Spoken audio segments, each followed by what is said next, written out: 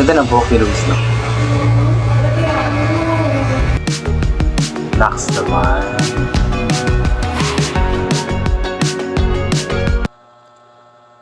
Ayun po, stop po muna natin. So just heads up lamang po, another throwback po tayo. This was a vlog, I believe, from 2022 po yata, 3 years ago. Mula pa din po ulit sa YouTube channel po ni Tita Lisa, ang Sweet Mary's Vlogs. Ito po yung time na, yun nga po, sinamahan ni Tita Lisa, si Luis, sila Noah, para magpapogi nga po ulit, magpagupit po. At talagang napakaganda po ng buhok ni Luis. Makapal siya pero hindi siya yung something like kulot ba, na kapag tumaas yung buhok is kumukulot na. Meron kasing ganoong buhok na makapal tapos kapag tumubo na siya is kumukulot na. Pero yung Luis hindi siya ganoon eh. Kumbaga straight yung kanyang buhok. At pagkatapos nga po na yung magupitan is lalo nga pong lumabas yung kapugian ng ating Kuya Luis.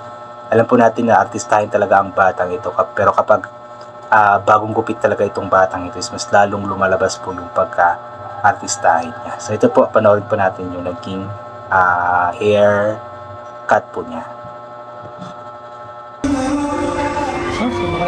O diba? Hindi siya kulot na buhok. Anong number ka? Di ko na.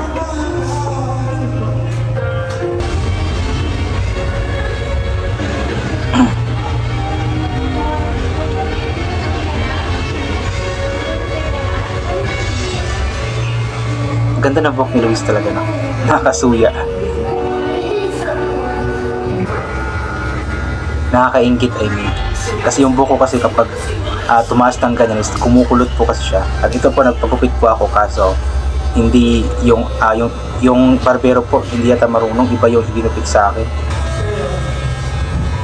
Pero okay lang, kapag tutubo ito baka gaganda na rin po ito. Pero itong kay Luis talaga is, you know, diba? Mas lumalabas yung pagka-artistahin ng bata nito kapag nagpapagupit eh. Mas ganda. Aura niya. Si Luis. Parang ano eh. Parang hapon eh. Parang hapon. Iba sa hapon, iba sa umaga.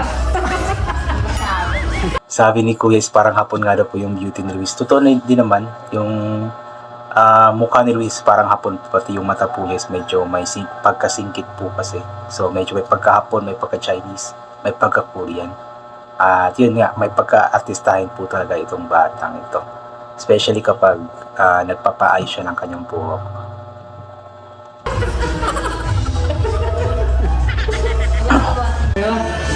Ba't parang may puting buhok na si Luis? No. May kislap oh. Marami. Dumugo. Puti ba yan? Puti? Kaya puti pa ba? Yung mga may kislap? Hindi. Ano lang, makintab lang po. Makintab lang. Highlights. Oo, wala.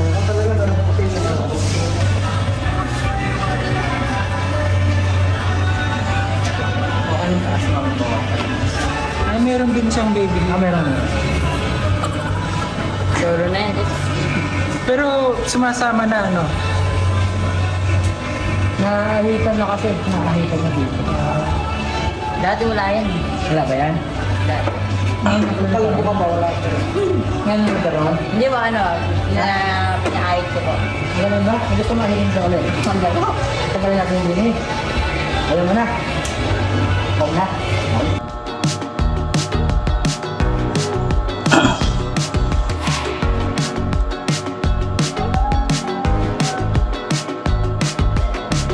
May pa-shampoo pa.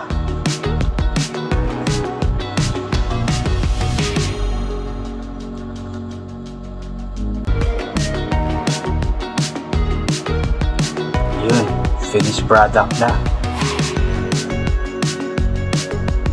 Ayun, artista. Diba? Mas lumalabas yung kapugian ni Luis pagka-artistahin po niya kapag ano po, nagpapayos nga po siya ng kanyang buhok pag nagpapagupit.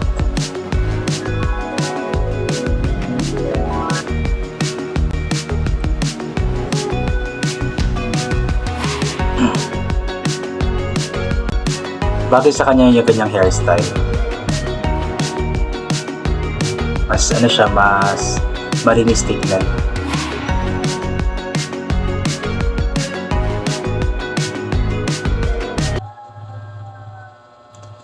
So yun nga po ay vlog nga po mula sa YouTube channel nga po ni Tita Lisa, ang Sweet Mary's Vlog po. Sana is panoorin niyo po palagi yung Sweet Mary's Vlog.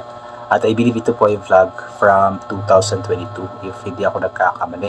At dito po is kasama po ni Luis dito si Noah at yung isa po nagpapagupit po sila kasama si Sweet Mary I believe. Tapos yun nga po nakikita po natin talagang iba yung beauty ng batang ito. Talagang may pagka artistahin po talaga. Sabi nga po nila parang nabanggit, sino ba yung nagbanggit nun, si Tekram po ba yun? Parang meron daw pong nag-comment na itong si Luis nga daw po is meron siyang kamukhang prinsipe. Nakalimutan ko yun, pero meron nag-comment din po nun sa ginawa ko na reaction video si Prince basta sa prinsipe yun, from Indonesia yata or Malaysia ba, something like that. So may kamukha daw po ni Luis. At yun nga, sabi naman po ng barbero is parang may pagka-Japanese nga daw po si Luis. May pagka-Korean, Chinese, ganito ganyan. So kung ano-ano na po. Pero isa naman po ang sigurado ako, may pagka-artistahin talaga ang batang ito. At alam ko na habang lumalaki siya, habang palaki ng palaki siya is papogi din po. At yung pagkamahiyain din po ni Luis is unti-unti na din pong nawawala. So talagang pwedeng mag-artista kung gugustuhin man po niya. Pero alam ko naman na ayaw ni Luis ng spotlight ang sa kanya is gusto po niya yung nasa gidli ganoon. Pero anyway po, pasensya na po kayo kung palagi pong throwback yung ginagawan po natin ng reaction video. Since may update naman po sa YouTube channel ni Sweet Mary, sometimes maging po sa Jolly Vlog about kay Luis. Pero yun nga po, kaabang-abang din po yung muling pagbabalik nga po nila Tekram. Before Christmas, pagbabalik nga po nila dun sa kanila sa Pampanga. At alam ko na sobrang miss na po nila ang isa't isa. Especially si Luis, miss na po niya ang kanyang tatay. Ayan. So yun po, I think hanggang dito na lang po itong gagawin ko na reaction video. So thank you so much po sa lahat ng mga palaging pumabalik sa aking YouTube channel. So inulit ko nga po palagi na huwag po natin magdasal, magpasalamat sa lahat ng mga bagay na ating natatanggap. Kahit na di po natin ito hinihingi, kasi nga po lahat ng mga bagay na meron tayo ay kaloob sa atin ng ating Panginoon. At wala ang mga bagay na ito kung hindi dahil sa Kanya. And always bring payong, kapote, sombrero, or anything na pwede maging proteksyon sa katawan kapag lalabas po tayo. Nang sa ganun kapag mainit ay hindi po tayo mainitan. Or kapag biglang umulan ay hindi po tayo mababasa ng ulan. And always take vitamin C para maboost ang ating immune system. At di po tayo matatama na agad-agad ng kung ano-ano mga sakit-sakit. So once again, inulit ko hanggang dito na lamang po. God bless and bye for now po.